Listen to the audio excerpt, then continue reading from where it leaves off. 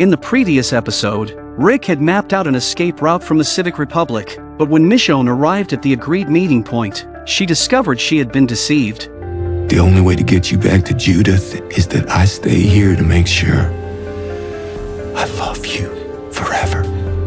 If you love me, you'll go. Michonne was both furious and heartbroken. She thinks Rick has changed and is no longer the man he once was, but she still doesn't want to give up on this man, so she didn't leave. The next day, Michonne went to work killing zombies as usual, showcasing her formidable skills.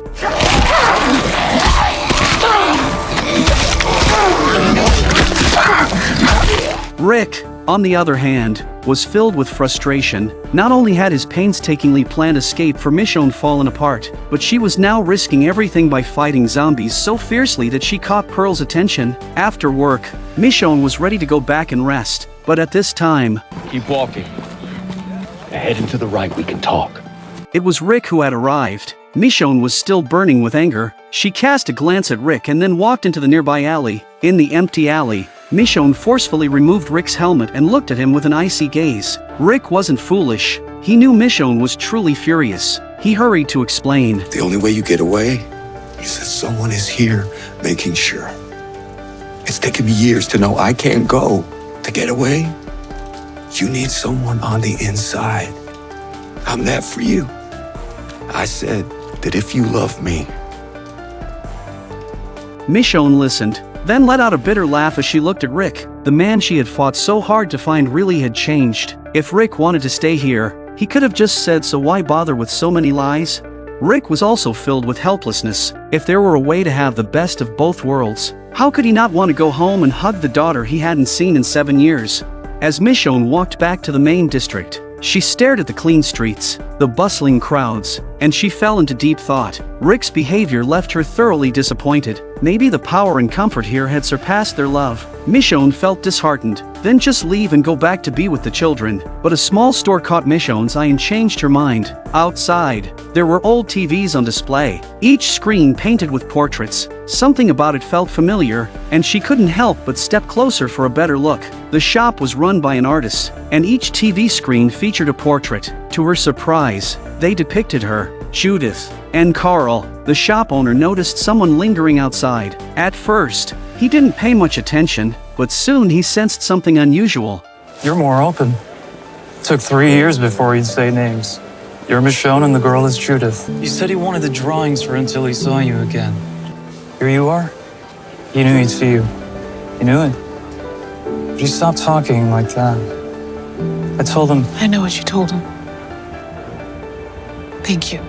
Tears welled up in Michonne's eyes. It was clear that Rick had cherished their memory all along, dreaming of home, perhaps only losing hope after countless failed escape attempts. She realized that Rick hadn't given up on them. He had simply gotten lost along the way. She decided she wouldn't leave. She would help him rediscover the brave man he once was. The next day, the consignees went to work as usual. While they were killing zombies, Pearl called out for Michonne to come over. Michonne took off her mask. Guessing that her display of strength had likely drawn attention, she put on a puzzled expression and approached Pearl. Not so enthusiastic, eh? Is that life not for you? Do I have a choice? Come with us. That evening, Pearl took Michonne outside the city to the ruins. It was here that Okafor once recruited Pearl and Rick, cementing their plan to change the military. Now, with Michonne having demonstrated such remarkable prowess, Pearl, as a leader, needed to investigate her background. Pearl didn't hesitate. She bluntly asked Michonne who she really was and why she had happened to save Rick at that time. After all, in the apocalypse, selfishness was the norm. It didn't seem... Didn't seem what? It didn't seem right. He was on the ground, helpless. Him. Pearl smirked. How could someone as strong-willed as Rick ever have a moment of helplessness? Well, I don't know him, but he was about to die if I wasn't there. Thankfully, Michonne was clever. She didn't panic and instead responded calmly and confidently. Seeing that she couldn't get any answers, Pearl spoke harshly. "I can tell you're a natural leader, what the military calls a Class B individual. Your choices are simple: submit and become a soldier, or face death. Because once a leader enters the main city, you won't be able to settle down and work. You'll only be focused on uncovering secrets." As she spoke, Pearl quietly moved her hand to the dagger on her back. If Michonne refused to comply, there would only be one outcome: death. Rick, observing from behind, felt a surge of tension and discreetly drew his pistol. He would not let anyone harm Michonne. Pearl continued, "I can tell you there's another way to learn the Civic Republic's secrets, but you must become a soldier and climb the ranks step by step. Will you agree?" A chance very few get. Very few in the entirety of this force. Very few in the world. I would say yes. After Michonne answered Pearl, the scene was engulfed in a tense silence that lasted 10 full seconds. Rick's heart was pounding in his chest. Only when Pearl returned the dagger to its place did the tension begin to dissipate. Sergeant Major, this consignee will be joining us for clearing operations at Cascadia base. Ensure she's properly equipped. Provisional BDU. Weapons? Kill stick only. You can return to the vehicle. Consignee with you. Once Michonne had walked away, Pearl allowed herself to relax. In that moment, she had been losing ground. It turned out that it was Rick who had proposed recruiting Michonne into their small team, but after interacting with her, Pearl realized Michonne was undeniably a leader and could potentially become a threat. Had it not been for Rick's repeated insistence, Pearl would have eliminated her already. Pearl's words were meant to tell Rick that she wasn't like Okafor. She wouldn't care about changing the military. She would eliminate any threat promptly. The next day, Pearl personally led the team onto the plane, heading to their previously established forward base, located at the University of Omaha. Perhaps it was due to the many years since the apocalypse, but while humanity dwindled, nature was quietly thriving again, just as some experts had speculated. Humanity's burden on Earth had been too heavy, prompting the release of the zombie virus as a form of self-regulation. Back to the point, Pearl's reason for leading the team here was that the summit was just days away, and all of the Civic Republic's leaders would be present. Unfortunately,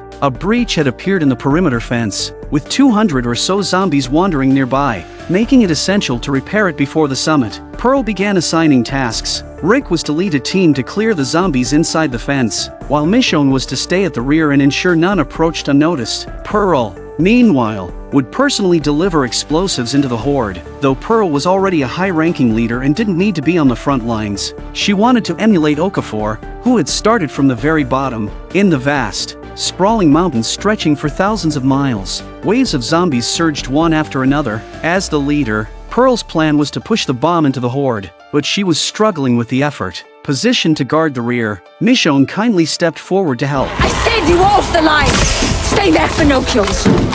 Despite Michonne's attempt to assist, Pearl coldly rebuffed her, forcing Michonne to step back and stand aside. Pearl tried again, but the small cart's wheels sank into the mud. Despite using all her strength, it was futile. Michonne, having just been scolded by Pearl, initially didn't want to get involved, but with her husband Rick still fighting, she reconsidered, sheathed her weapon on her back, and gripped the cart's handles with both hands, pressing down. Years of relentless training had given Michonne far greater strength than Pearl. Slowly, she managed to move the mobile bomb deeper into the forest. Seeing this, Pearl's expression darkened instantly. Consignee Bethune!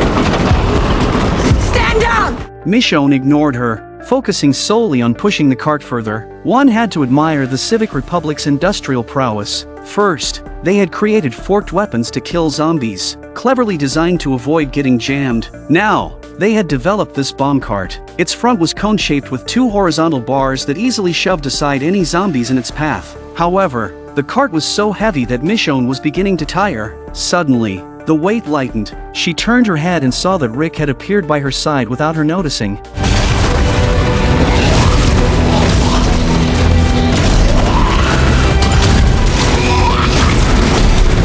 About 2 minutes later, they came to a stop. Now deep within the woods, Rick activated the switch and pulled Michonne to the side to take cover. The beeping from the bomb was loud, drawing the attention of nearby zombies. One by one, they turned and began to converge on the sound. Rick led Michonne about 20 meters away, and the explosion roared across the sky. It was the first time they had been alone since their argument. They gazed at each other and shared a deep, passionate kiss. Michonne could still feel Rick's love. For a moment, she forgot the lies. She looked at him and said, "Let's leave together," but Rick's reply remained unchanged. "They'll find us. They'll kill everyone in Alexandria. I can't go." Michonne sighed, convinced that these were just excuses. Pearl heard the explosion from behind and knew the mission was mostly complete. Now, only the scattered zombies needed clearing. Yet, Pearl felt a wave of discomfort. Ever since she had assumed a leadership position, she had grown to relish the thrill that power brought. Though Michonne had pushed the bomb and completed the task, showing exceptional skill in killing zombies, she had dared to disobey orders. Pearl would not tolerate such defiance. She raised her gun and took aim.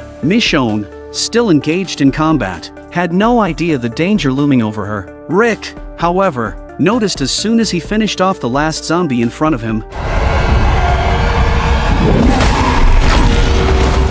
10 down, slap! Back at the forward base, everyone was resting. Rick glanced at Michonne and then prepared to clean himself up. But just then, Pearl stormed over, anger written all over her face, and said, "She broke protocol. And you did too. If we don't enforce the rules, then what's the point of having military law? If everyone acted like her, chaos would reign. Because of you, I took a risk to bring her in. Now I regret it." Rick tried to explain, saying, "Michonne is still adjusting, but she'll fall in line with our plan soon. I'll send her back to the culling facility for further training." Pearl's expression eased, but she maintained a stern tone. "Take the consignees back with you, and I don't want to see that Dana again. And as for you, today's mission violated protocol, but I haven't reported it. I'm letting it slide this time. Rick Grimes, because you did help us eliminate hundreds of zombies." Major General Beale wants to brief you. You're moving up. Rick was stunned. He had been given a chance at promotion, but more responsibilities would only complicate things. He needed to get Michonne away as soon as possible. To make matters worse, Jadis reappeared. She was also a leader and had arrived at the forward base to prepare for the upcoming summit. Seeing an old acquaintance, she couldn't resist making a few jokes. But Rick wasn't in the mood. Rick didn't offer Michonne an explanation. He simply spoke in a very cold tone. "Don't ask so many questions. When we get back to the culling facility, I'll find a way to send you off. Even if it means knocking you out and putting you on that small boat. I belong here, but you don't. That will never change." Michonne's eyes widened in disbelief. Rick had never spoken to her like this before. It's over. Everything we had is broken. You hear me? That night, a storm raged, lightning cracking across the sky as Rick moved swiftly. He arranged for a helicopter to take the consignees back to the culling facility. The entire way, he remained silent. Michonne sat across from Rick, still hurt by what had happened. To her, it seemed Rick had completely changed. For power, he was willing to abandon his family. Choto, it's Daito. I'm sorry. Michonne silently apologized to Judith in her heart because she had already made a decision. I don't know if we'll be back.